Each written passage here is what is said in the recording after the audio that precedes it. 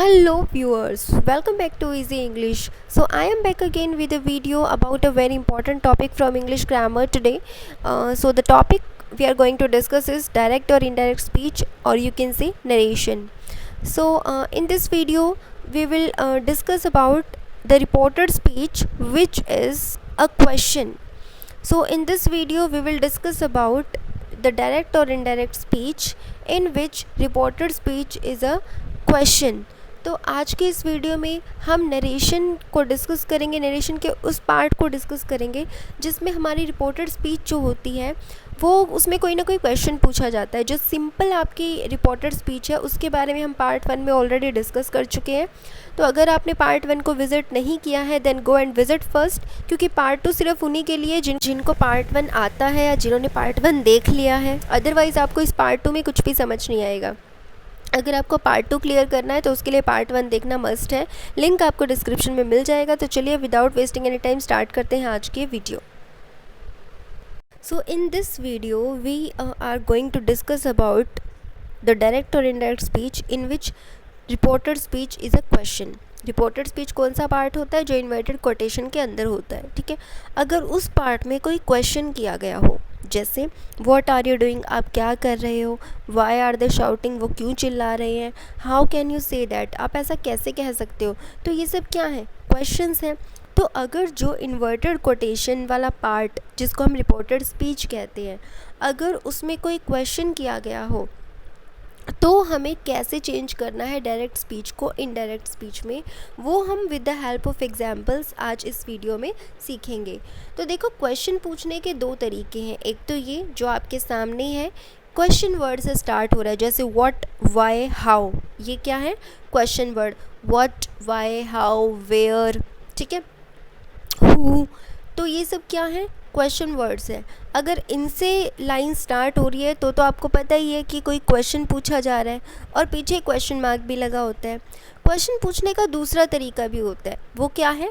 Helping verb की help से question पूछना. तो एक बार वो भी देख लेते हैं क्या होता है. देखो, क्वेश्चन पूछने का एक और तरीका होता है कि हम लाइन को हेल्पिंग वर्ब से स्टार्ट करें. क्वेश्चन वर्ड से जब लाइन स्टार्ट होती है तब तो वो क्वेश्चन होता ही है. अगर लाइन हेल्पिंग वर्ब से स्टार्ट होती है, हेल्पिंग वर्ब कौन कौन सी होती हैं? Is, am, are, was, were, has, have, had, will, shall. तो ये सब हेल्पिंग वर्ब्स हैं. ठीक है, अगर इनसे लाइन स्टार्ट हो रही है तब भी आप जो है कोई क्वेश्चन पूछ रहे हो, जैसे are you talking about me, क्या आप मेरे बारे में बात कर रहे हो. तो आर आपकी हेल्पिंग वर्ब है, इससे लाइन स्टार्ट हो रही है, इसका मतलब यहाँ पर कोई क्वेश्चन पूछा गया है. Will you attend the party tonight, क्या आज रात आप पार्टी अटेंड करोगे. तो विल आपकी हेल्पिंग वर्ब है, विल से लाइन स्टार्ट हो रही है, दैट मीन्स यहाँ कोई क्वेश्चन पूछा गया है. Am I doing great according to you, क्या आपके अकॉर्डिंग मैं अच्छा कर रहा हूँ. तो एम जो है वो आपकी हेल्पिंग वर्ब है, एम से लाइन स्टार्ट हो रही है, दैट मीन्स यहाँ कोई क्वेश्चन पूछा गया है. तो आपकी रिपोर्टेड स्पीच कोई क्वेश्चन हो सकती है, यानी कि जो कॉमास के अंदर पार्ट है वो कोई क्वेश्चन हो सकता है. अगर वो क्वेश्चन वर्ड से स्टार्ट हो रहा है तब भी, अगर वो हेल्पिंग वर्ब से स्टार्ट हो रहा है तब भी. तो हम इन्हीं के बारे में आज डिस्कस करेंगे कि अगर आपकी रिपोर्टेड स्पीच क्वेश्चन में है, यानी कि कोई क्वेश्चन कर रही है और वो क्वेश्चन हेल्पिंग वर्ब से स्टार्ट हो रहा है, तब डायरेक्ट को इनडायरेक्ट में कैसे चेंज करना है. और अगर वो किसी क्वेश्चन वर्ड से स्टार्ट हो रहा है तो डायरेक्ट को इनडायरेक्ट में कैसे चेंज करना है. So we will discuss about this in this video. तो चलिए विदाउट वेस्टिंग एनी टाइम देखते हैं एक एग्जाम्पल. तो पहले हम एग्जाम्पल्स देखेंगे जिनमें हमारी रिपोर्टेड जो स्पीच है वो स्टार्ट हो रही है किसी क्वेश्चन वर्ड से, यानी कि व्हाट, वाई, वेयर, हाउ. ठीक है, तो इन क्वेश्चन वर्ड से जब स्टार्ट होती है तो उनके एग्जाम्पल्स पहले देखते हैं कि डायरेक्ट से इनडायरेक्ट में कैसे जाना है. So here is the first example. She said to me, how can you say this. तो शी सेड टू मी, उसने मुझे कहा. तो ये पार्ट क्या है आपका? Reporting verb. और कॉमास के बीच में जो लिखा हुआ है how can you say this, ये क्या है? आपकी रिपोर्टेड स्पीच. तो हमें रिपोर्टेड स्पीच को देखना है कहाँ से स्टार्ट हो रही है? हाउ से. हाउ क्या है? Question word. How can you say this, तुम ऐसा कैसे कह सकते हो. ठीक है, तो ये एक क्वेश्चन है. तो यहाँ पर आपकी रिपोर्टेड स्पीच क्वेश्चन में है. देखो आपको कैसे चेंज करना है. She said to me, how can you say this, आप ऐसा कैसे कह सकते हो. तो ये क्या है? क्वेश्चन है. ठीक है, तो जब भी आपके रिपोर्टेड स्पीच में क्वेश्चन हो तो इस सैड टू को, शी सैड टू मी, यहाँ पर आप सैड टू को आस्क्ड में चेंज कर दोगे। पार्ट 1 में आपको मैंने टोल्ड वाला केस करवाया था, ठीक है, अब ये आपका आस्क्ड वाला केस है, ठीक है। तो सैड टू को हम किस में चेंज कर देंगे, आस्क्ड में, क्योंकि आप कुछ पूछ रहे हो, कोई क्वेश्चन पूछ रहे हो, तो ऑब्वियसली सैड टू कोई बताने का काम तो कर नहीं रहा है, कुछ बताया जा रहा है, तो हम टोल्ड में चेंज कर देंगे। अब यहाँ कुछ पूछा जा रहा है सॉरी, तो हम सैड टू को आस्क्ड में चेंज कर देंगे। शी पहले एज इट इज़ उतारेंगे, सैड टू को हमने आस्क्ड में चेंज कर दिया, मी फिर एज इट इज़ उतार लिया। यहाँ तक क्लियर, ठीक है। अब हमें हटाने हैं ये कोटेशन यानी कि कॉमास। कॉमास को हटाने के लिए लगाई जाती है कोई ना कोई कंजक्शन। टोल्ड वाले केस में पार्ट 1 में हम यहाँ पर दैट कंजक्शन लगाते थे। जब हम सैड टू को टोल्ड में चेंज करते हैं तो जो कंजक्शन लगाई जाती है कोमा को हटाने के लिए वो दैट लगाई जाती है। अब हम आस्क्ड में चेंज कर रहे हैं और हमारा जो क्वेश्चन है वो किसी क्वेश्चन वर्ड से स्टार्ट हो रहा है। यहाँ पर हमारा क्वेश्चन वर्ड क्या है, हाउ। हाउ से लाइन स्टार्ट हो रही है। तो जब किसी क्वेश्चन वर्ड से लाइन स्टार्ट हो रही होती है तो हमें कंजक्शन लगाने की ज़रूरत ही नहीं होती, वही क्वेश्चन वर्ड हमारी कंजक्शन बन जाता है। तो ये जो हाउ वर्ड है यही आपकी कंजक्शन है। जो ऊपर डायरेक्ट स्पीच में how can you say this, इसमें हाउ कंजक्शन नहीं है, इसमें ये क्वेश्चन वर्ड है, ठीक है। तो जब हम डायरेक्ट को इनडायरेक्ट में चेंज करते हैं तो हमें क्वेश्चनिंग को ख़त्म करना होता है, इंटेरोगेशन को ख़त्म करना होता है, यानी कि हम किसी से क्वेश्चन पूछ रहे हैं, इस चीज़ को ख़त्म करना होता है, ठीक है। तो उसको ख़त्म करने के लिए हम क्या करेंगे, हाउ, तो हमारा जो क्वेश्चन वर्ड है वो तो कंजक्शन की तरह ट्रीट होगा, ठीक है, कि ये कंजक्शन है। उसके बाद हाउ लगा दिया, उसके बाद देखो how can you say this, ये लिखा हुआ है। अब कैन पहले लगा हुआ है और यू बाद में लगा हुआ है। कैन आपका क्या है, मॉडल वर्ब है। मॉडल वर्ब, एक्सलरी वर्ब, ये हेल्पिंग वर्ब ही होते हैं एक तरह की। और उसके बाद यू लगा हुआ है, यू आपका सब्जेक्ट है। तो जब हेल्पिंग वर्ब सब्जेक्ट से पहले आती है इसका मतलब आप क्वेश्चन पूछ रहे हो, ठीक है। तो हमें करना है क्वेश्चन वर्ब, क्वेश्चन को ख़त्म। इसका मतलब हमें हेल्पिंग वर्ब सब्जेक्ट के बाद लगानी है, ठीक है। देखो दो चीज़ें होती हैं, सब्जेक्ट, हेल्पिंग वर्ब सब्जेक्ट से पहले भी आ सकती है और सब्जेक्ट के बाद भी। सब्जेक्ट के बाद आती है इसका मतलब आप नॉर्मली कुछ कह रहे हो, आप कुछ पूछ नहीं रहे, ठीक है। और अगर आप हेल्पिंग वर्ब सब्जेक्ट से पहले लगा रहे हो इसका मतलब आप कोई क्वेश्चन पूछ रहे हो, ठीक है। तो अब ऊपर तो क्वेश्चन ही था, इसीलिए हेल्पिंग वर्ब यू से पहले लगी हुई है, ठीक है। हमें क्वेश्चन ख़त्म करना है इनडायरेक्ट स्पीच में, तो हम हेल्पिंग वर्ब बाद में लगाएंगे, पहले हम सब्जेक्ट लगाएंगे, ठीक है। तो पहले हम यू को चेंज करके लिखेंगे, फिर हम कैन को चेंज करके लिखेंगे, ठीक है। हाउ तो हम लगा चुके हैं, अब यू को चेंज करो। यू कौन सा प्रोनाउन है, सेकंड पर्सन, किसके अकॉर्डिंग चेंज होगा, ऑब्जेक्ट के according. She said to me, यहाँ शी आपका सब्जेक्ट है और मी आपका ऑब्जेक्ट है, तो हमें यू को ऑब्जेक्ट यानी कि मी के अकॉर्डिंग चेंज करना है, ठीक है।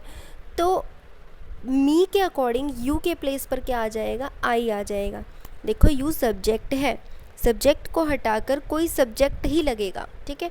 तो मी एक ऑब्जेक्ट वाला केस है, मी का सब्जेक्ट वाला केस होता है आई, ठीक है। तो यू आपका कोई सब्जेक्ट है तो इसके प्लेस पर जो भी आएगा वो सब्जेक्ट वाले केस में ही आएगा। तो मैं यहाँ मी एज इट इज़ नहीं उठा के लिख सकती, यू को मी के अकॉर्डिंग चेंज करना है, मी नहीं बनाना।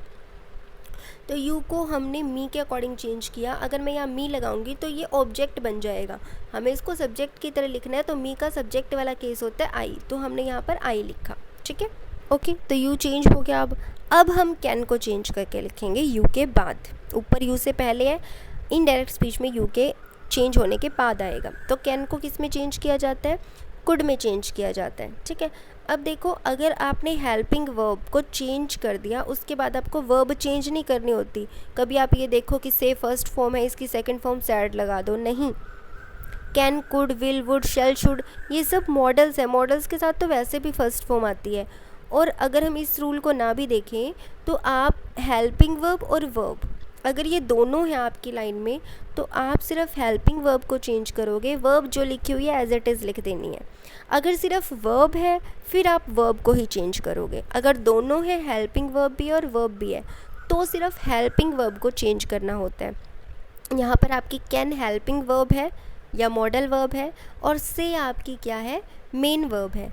तो आप दोनों में से किसको चेंज करोगे? सिर्फ हेल्पिंग वर्ब को, यानी कि कैन को चेंज कर दिया कुड में, उसके बाद यू को चेंज करके आप पहले ही लिख चुके हो, उसके बाद से एज इट इज़, उसके बाद दिस को किस में चेंज करना होता है? दैट में।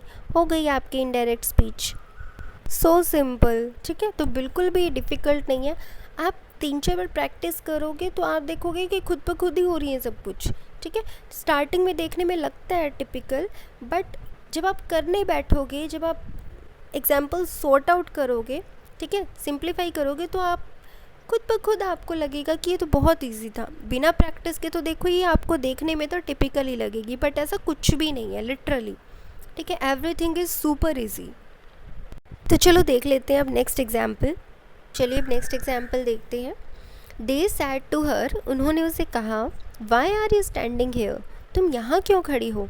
तो इट्स अगेन अ क्वेश्चन, ठीक है। तो क्वेश्चन पूछा जा रहा है, तो सैड टू को किस में चेंज करेंगे? आस्क्ड में।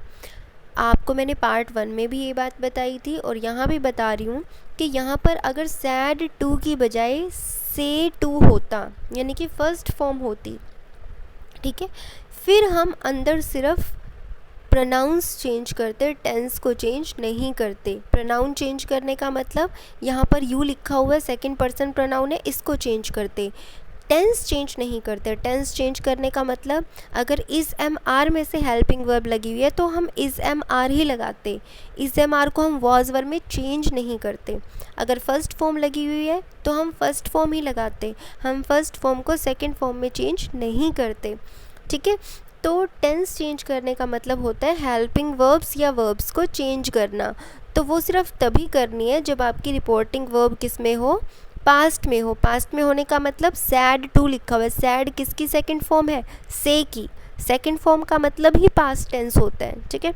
तो दे सैड टू हर, यहाँ पर अगर मान लो विल लिखा होता तो विल का मतलब क्या होता है? Future tense. They will say to her, तो विल फ्यूचर हो जाता, तब भी हम अंदर सिर्फ प्रोनाउन चेंज करते, टेंस चेंज नहीं करते। अगर यहाँ पर फर्स्ट फॉर्म होती, से होता, तब भी हम सिर्फ प्रोनाउन चेंज करते, टेंस चेंज नहीं करते। लेकिन यहाँ सैड है, सेकंड फॉर्म है, यानी कि हमारी जो रिपोर्टिंग वर्ब है दे सैड टू हर, ये पास्ट टेंस है। पास्ट टेंस है तो अंदर why are you standing here, यहाँ पर जो हेल्पिंग वर्ब होंगी वो भी चेंज होंगी और जो प्रोनाउन होंगे वो भी चेंज होंगे। आई होप दिस इज़ क्लियर। तो चलिए सॉल्व करते हैं इसे। दे सैड टू हर, अब अंदर क्वेश्चन है तो सैड टू किस में चेंज हो जाएगा? आस्क्ड में चेंज हो जाएगा। दे एज इट इज़ उतार लेंगे, सैड टू आस्क्ड में चेंज हो गया, हर भी एज इट इज़ उतार लिया हमने। अब क्योंकि यहाँ क्वेश्चन पूछा जा रहा है और क्वेश्चन आपका स्टार्ट किससे हो रहा है? किसी क्वेश्चन वर्ड से, वाई से शुरू हो रहा है, तो वाई आपकी क्या बन जाएगा? कंजक्शन बन जाएगा। तो वाई हमने कंजक्शन बना लिया, अब ये क्वेश्चन वर्ड नहीं है, ठीक है। तो उसके बाद हम पहले आर और यू, इसमें से क्या लगाएंगे? पहले यू को चेंज करके लगाएंगे, क्योंकि इनडायरेक्ट स्पीच में हमें इंटेरोगेशन ख़त्म करनी होती है, हमें क्वेश्चनिंग ख़त्म करनी होती है। तो पहले यू को चेंज करेंगे। यू सेकंड पर्सन है तो किसके अकॉर्डिंग चेंज होगा? ऑब्जेक्ट के according. They said to her, इसमें दे आपका सब्जेक्ट है और हर आपका ऑब्जेक्ट है, तो यू को हर के अकॉर्डिंग चेंज करना है। तो हर तो आएगा नहीं एज इट इज़, यू को चेंज करना है, हर के अकॉर्डिंग करना है, हर नहीं लिखना डायरेक्ट। तो यू आपका सब्जेक्ट है, तो हर का सब्जेक्ट वाला केस क्या होता है? शी होता है, तो यू के प्लेस पर क्या आ जाएगा? शी आ जाएगा, ठीक है। उसके बाद हम आर को चेंज करेंगे। इज़ एम आर को किस में चेंज किया जाता है? वॉज या वर में। अब शी के साथ लगाना है आपको, वॉज या वर। शी एक ही है, एक लड़की के लिए शी लगता है, तो एक लड़की है तो सिंगुलर के लिए वॉज और वर में से क्या आएगा? वॉज आएगा। उसके बाद स्टैंडिंग एज इट इज़ आ जाएगा। हेल्पिंग वर्ब चेंज कर चुके हैं तो वर्ब को चेंज नहीं करना होता। उसके बाद हेयर है, हेयर को किस में चेंज किया जाता है? देयर में। हो गई आपके डायरेक्ट इनडायरेक्ट में convert. I hope this is clear. तो चलिए देखते हैं अब नेक्स्ट एग्जाम्पल। तो देखो अब इस एग्जाम्पल को हम थोड़ा ध्यान से देखेंगे क्योंकि काफ़ी कुछ है इसके अंदर। He said to me, where did you see me yesterday? He said to me, उसने मुझे कहा, where did you see me? तुमने मुझे कहाँ देखा? yesterday, कल, कि कल तुमने मुझे कहाँ देखा। अब इसमें भी क्वेश्चन पूछा जा रहा है तो सैड टू को किस में चेंज करना है? आस्क्ड में चेंज करना है, ठीक है। ही आपका एज इट इज़ आ जाएगा, मी आपका एज इट इज़ आ जाएगा। उसके बाद वेयर आपका क्वेश्चन वर्ड है तो वह कंजक्शन बन जाएगा, ठीक है। ये जो कॉमास है इनको हटाने के लिए हमें कंजक्शन लगानी होती है, तो ये हमारी कंजक्शन क्वेश्चन वर्ड ही बन जाता है, ठीक है। उसके बाद डिड यू सी मी, तो यहाँ पर पहले डिड लगा हुआ है, फिर यू लगा हुआ है, तो यहाँ पर डिड आपकी एज अ हेल्पिंग वर्ब आया है, क्योंकि देखो यू के बाद लिखा है सी आपकी मेन वर्ब है। क्या काम हो रहा है? देखने का। तो जो काम होता है वो आपकी वर्ब होता है। तो यहाँ सी आपकी वर्ब है और डिड आपकी हेल्पिंग वर्ब है। डिड आपकी वर्ब भी हो सकती है डू, डिड, डन, ठीक है, लेकिन यहाँ पर आपकी सी वर्ब लगी हुई है, यहाँ पर डिड इसका मतलब हेल्पिंग वर्ब है। वैसे भी जब क्वेश्चन पूछना होता है तो सब्जेक्ट से पहले हेल्पिंग वर्ब ज़रूर होती है। तो यहाँ यू आपका सब्जेक्ट है। रिपोर्टेड स्पीच के अंदर दो पार्ट है, रिपोर्टिंग वर्ब का सब्जेक्ट ऑब्जेक्ट अलग और रिपोर्टेड स्पीच का सब्जेक्ट ऑब्जेक्ट अलग होता है, ठीक है। तो रिपोर्टेड वर्ब का तो आपको पता ही, रिपोर्टिंग वर्ब का ही सैड टू मी, ही यहाँ सब्जेक्ट और मी आपका ऑब्जेक्ट है, ठीक है। अब ऐसे ही रिपोर्टेड स्पीच में भी होता है, where did you see me yesterday, तो यहाँ पर यू आपका सब्जेक्ट है। अब ये यू थोड़ा पीछे चला गया, क्यों? क्योंकि एक तो क्वेश्चन वर्ड आ गया उससे पहले वेयर, और एक हेल्पिंग वर्ब भी उससे पहले आ गई। क्वेश्चन पूछते वक्त यही होता है कि सब्जेक्ट से पहले हेल्पिंग वर्ब, और अगर उससे भी क्वेश्चन वर्ड भी लगाना है तो हेल्पिंग वर्ब के आगे वो फिर क्वेश्चन वर्ड, ठीक है। वैसे तो हेल्पिंग वर्ब से भी क्वेश्चन स्टार्ट हो जाता है, लेकिन क्वेश्चन वर्ड से होता है अगर, तो वो हेल्पिंग वर्ब से पहले लगता है क्वेश्चन, ठीक है, क्वेश्चन वर्ड। अब यहाँ पर यू आपका क्या है? सब्जेक्ट है। तो जब हम डायरेक्ट को इनडायरेक्ट में चेंज करते हैं तो हमें क्वेश्चनिंग ख़त्म करनी होती है, तो पहले हम इस यू को चेंज करके लिखेंगे, फिर हम इस डिड का देखेंगे क्या करना है, ठीक है। तो पहले यू को चेंज करते हैं। यू आपका सेकंड पर्सन है, ऑब्जेक्ट के अकॉर्डिंग चेंज होगा। ऑब्जेक्ट है आपका ही सैड टू मी, यहाँ पर मी आपका ऑब्जेक्ट है, तो यू को मी के अकॉर्डिंग चेंज करेंगे। अब मी तो ऑब्जेक्ट वाला केस है, मी का सब्जेक्ट वाला केस क्या होता है? आई होता है, तो यू के प्लेस पर क्या आ जाएगा? आई आ जाएगा, ठीक है। अब देखो इस डिड का क्या करना है। डिड आपका जो है वो डू, डिड, डन, यहाँ पर क्या होता है? सेकंड फॉर्म होता है, तो डिड का मतलब हो गया पास्ट टेंस, ठीक है। तो डिड आपकी डू की कौन सी फॉर्म है? सेकंड फॉर्म है। सेकंड फॉर्म को किस में चेंज करते हैं? किस में चेंज करते हैं? हैड प्लस थर्ड फॉर्म में, ठीक है। तो यहाँ पर हमने लगा दिया हैड, और थर्ड फॉर्म देखो मैंने सी की लगाई है। सी आपकी फर्स्ट फॉर्म है, सेकंड फॉर्म होती है सा, SAW, और थर्ड फॉर्म होती है सीन। तो देखो जब भी आपको क्वेश्चनिंग करनी है, ठीक है, क्वेश्चनिंग वाले सेंटेंसेस में, यानी कि जब डू या डिड या डज ये सब्जेक्ट से पहले आते हैं तो इनडायरेक्ट स्पीच में हम इनको यूज़ नहीं करते, ठीक है। तो डायरेक्ट स्पीच में क्यों यूज़ कर रहे हैं? सिर्फ ये बताने के लिए कि आपको क्वेश्चन पूछना है। क्वेश्चन पूछने के लिए हेल्पिंग वर्ब सब्जेक्ट से पहले लगानी ज़रूरी होती है। या आपको टेंस वाला टॉपिक जब करोगे तो आपको वहाँ पर क्लियर होगा कि डू डिड जो है एक्चुअली करते क्या हैं। तो यहाँ पर आप सिर्फ इतना ध्यान रखो कि अगर सब्जेक्ट से पहले डू, डज, डिड लगा हुआ है तो इनडायरेक्ट में हमें इनको नहीं लगाना। हाँ, अगर यू के बाद लिखे होते फिर ये आते, ठीक है। तो यहाँ पर आपका डिड जो है वो आपकी सेकंड फॉर्म है, तो यहाँ पर आपको ये बता रहा है कि आपका सेकंड फॉर्म वाला केस है, तो आपको जो वर्ब है उसको सेकंड फॉर्म के अकॉर्डिंग चेंज करना है। तो सेकंड फॉर्म के अकॉर्डिंग चेंज, सेकंड फॉर्म किस में चेंज होती है? हैड प्लस थर्ड फॉर्म में। तो डिड का तो आपको कुछ नहीं करना है इनडायरेक्ट में, डिड को तो आपको भूल जाना है कि डिड है भी। आपकी जो मेन वर्ब है सी, इसको देखो, इसको चेंज करना है फिर आपको हैड प्लस थर्ड फॉर्म में, ठीक है। डिड से सिर्फ आपको ये पता लगेगा कि ये सेकंड फॉर्म वाला केस है, और सेकंड फॉर्म वाला रूल आपको लगाना है कि सेकंड फॉर्म को चेंज करते हैं हैड प्लस थर्ड फॉर्म में, ठीक है। तो यहाँ पर क्या आ जाएगा? डिड को तो भूल ही जाओ। तो यहाँ पर आपको सी ये नहीं देखना सी फर्स्ट फॉर्म है, डिड आपकी सेकंड थी, तो ये सी सेकंड फॉर्म वाले रूल को फॉलो करेगा कि सेकंड फॉर्म किस में चेंज होती है? हैड प्लस थर्ड फॉर्म में। तो सी के प्लेस पर आपको क्या लगाना है? हैड, और साथ में सी की थर्ड फॉर्म सीन। उसके बाद देखो मी, मी आपका कौन सा प्रोनाउन है? फर्स्ट पर्सन प्रोनाउन, और ये फर्स्ट पर्सन प्रोनाउन का ऑब्जेक्ट वाला केस है। इसका सब्जेक्ट क्या होता है? आई होता है, और आई का ऑब्जेक्ट क्या होता है? मी।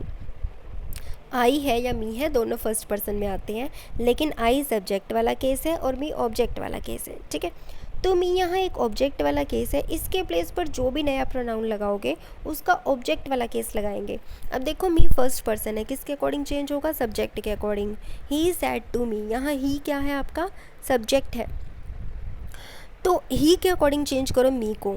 अब मी के प्लेस पर हम ही नहीं लगाएंगे एज इट इज़, ही का ऑब्जेक्ट वाला केस लगाएंगे, क्योंकि मी क्या है? एक ऑब्जेक्ट है। तो ही को अगर आप लगा दोगे एज इट इज़ तो वो सब्जेक्ट बन जाएगा। अब ऑब्जेक्ट वाले को हटा के ऑब्जेक्ट वाला ही तो लगाओगे ना।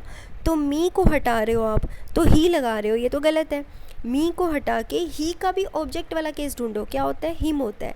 तो मी के प्लेस पर क्या आ जाएगा, हिम आ जाएगा। और येस्टरडे को किस में चेंज करते हैं, द प्रीवियस डे में। वन मोर थिंग कि जब आप ऊपर देख रहे हो तो पीछे क्वेश्चन मार्क लगा हुआ है और मैंने फुल स्टॉप लगाया है। ऐसा क्यों, क्योंकि ऊपर क्वेश्चन पूछा जा रहा है और मैंने आपको बताया था कि इनडायरेक्ट में हमें क्वेश्चनिंग को ख़त्म करना होता है, यानी कि हमें क्वेश्चन नहीं पूछना होता। तो फिर हम वहाँ पर क्या लगाएंगे, क्वेश्चन मार्क की जगह फुल स्टॉप लगाएंगे। आई होप दिस इज़ क्लियर। तो चलो एक और एग्जाम्पल देख लेते हैं। देखो जरा, we said to him where did you find their notebooks. कि वी सैड टू हिम, हमने उसे कहा, where did you find their notebooks, तुम्हें उनकी किताबें कहाँ मिली। ठीक है, तो ये फिर से क्या है, एक क्वेश्चन है। तो सैड टू किस में चेंज हो जाएगा, आस्क्ड में चेंज हो जाएगा। वी एज इट इज़ उतार लेंगे, सैड टू को आस्क्ड में चेंज कर देंगे, हिम एज इट इज़ उतार लेंगे। वेयर जो कि क्वेश्चन वर्ड है आपकी कंजक्शन बन जाएगा। अब देखो फिर से डिड लगा हुआ है, यानी कि ये सेकंड फॉर्म वाला केस है। यहाँ जो भी वर्ब होगी उसको हैड प्लस थर्ड फॉर्म में चेंज करना है, डिड का आपको कुछ नहीं करना। ठीक है, अब उसके बाद है यू। यू आपका सेकंड पर्सन है, ऑब्जेक्ट के अकॉर्डिंग चेंज होगा। तो वी सैड टू हिम, इसमें हिम क्या है आपका ऑब्जेक्ट, तो यू को हिम के अकॉर्डिंग चेंज करना है। तो यहाँ पर हिम तो आएगा नहीं, हिम का क्या आएगा, सब्जेक्ट वाला केस। हिम का सब्जेक्ट वाला केस क्या होता है, ही होता है। ठीक है, क्योंकि यू आपका सब्जेक्ट है, इसको हटाओगे तो जो भी नया प्रोनाउन आएगा वो सब्जेक्ट ही बनना चाहिए। तो हिम जब लगा दोगे तो हिम सब्जेक्ट नहीं है, हिम तो ऑब्जेक्ट है। हिम का सब्जेक्ट होता है ही। ठीक है, तो यू के प्लेस पर क्या आ जाएगा, ही। उसके बाद आपकी जो वर्ब है फाइंड, इसको हटा के क्या लगाना है, हैड प्लस थर्ड फॉर्म। तो हैड लगा दिया, फाइंड की थर्ड फॉर्म होती है फाउंड। डियर आपका थर्ड पर्सन प्रोनाउन है, इसीलिए इसको चेंज नहीं करेंगे, एज इट इज़ लिखेंगे। नोटबुक्स एज इट इज़ आ जाएगा एंड दैट्स इट, पीछे लगा देंगे फुल स्टॉप। तो we asked him where he had found their notebooks. So this is the indirect speech. I hope this is clear. तो चलिए देखते हैं next example. So here is the example. मैंने फिर से प्रीवियस एग्जाम्पल रिपीट किया है। We said to him where did you find their notebooks. अभी जो एग्जाम्पल किया वही मैंने यहाँ पर दोबारा लिखा है। आपको थोड़ा चेंज नज़र आ रहा होगा, यहाँ पर मैंने सैड टू की बजाय जो है यहाँ पर से टू लिखा है। ठीक है, तो अब यहाँ पर से आपकी फ़र्स्ट फॉर्म है, इसका मतलब आपकी ये जो रिपोर्टिंग वर्ब है वी से टू हिम, ये प्रेजेंट में है। जब आपकी रिपोर्टिंग वर्ब प्रेजेंट में हो तो अंदर जो आपकी रिपोर्टेड स्पीच होती है उसमें टेंस को चेंज नहीं करना, सिर्फ प्रोनाउन चेंज करने हैं। टेंस को चेंज करने का मतलब जो हम फर्स्ट फॉर्म को सेकंड फॉर्म में चेंज कर देते हैं, सेकंड फॉर्म को हैड प्लस थर्ड फॉर्म में चेंज कर देते हैं, या इज़ एम आर को वॉज वर्ब में चेंज कर देते हैं। तो ये हेल्पिंग वर्ब और वर्ब में जो चेंज करते हैं ये चेंज नहीं करने। ठीक है, हमें फिर सिर्फ क्या चेंज करने हैं, प्रोनाउन चेंज करने हैं। अगर कोई फर्स्ट पर्सन प्रोनाउन है तो उसको हम सब्जेक्ट के अकॉर्डिंग चेंज कर देंगे, अगर कोई सेकंड पर्सन प्रोनाउन है तो उसको हम ऑब्जेक्ट के अकॉर्डिंग चेंज कर देंगे। ठीक है, अब यहाँ पर से टू है, यानी कि ये प्रेजेंट में है, तो अंदर सिर्फ प्रोनाउन चेंज करने हैं, टेंस चेंज नहीं करना। तो देखो वी आस्क हिम, अब यहाँ पर हमने आस्क्ड क्यों नहीं लगाया, क्योंकि से फर्स्ट फॉर्म है तो इसको चेंज करके फर्स्ट फॉर्म ही लगेगी। क्वेश्चन पूछा जा रहा है तो आस्क लगा दिया। ठीक है, सैड होता ऊपर तो हम नीचे भी आस्क्ड लगाते, ऊपर सेकंड फॉर्म होती तो नीचे भी सेकंड फॉर्म आती।